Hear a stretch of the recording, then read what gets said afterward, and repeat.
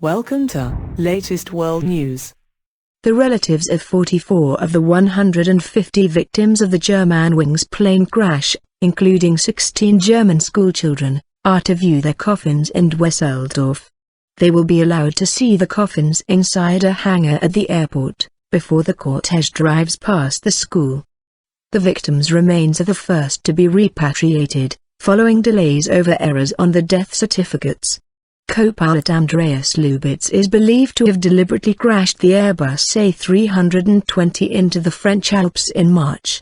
18 of the victims, 16 schoolchildren and 2 teachers, were from the Joseph Koenig Gymnasium School in the northwestern German town of Holten and were returning from an exchange trip in Barcelona when the plane crashed. The cortege of coffins will drive past the school later on Wednesday.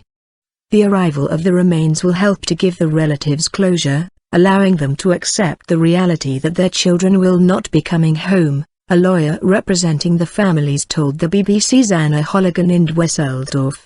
The remains of the rest of the victims will be sent back over the coming weeks.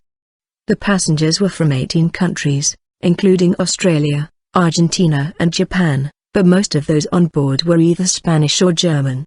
Families of the victims were wrangled last week after the repatriation of some of the bodies was delayed because of errors on the death certificates in France. Lufthansa, which carried the remains of the 44 victims from Marseille on Tuesday night, is a parent company of budget airline Germanwings.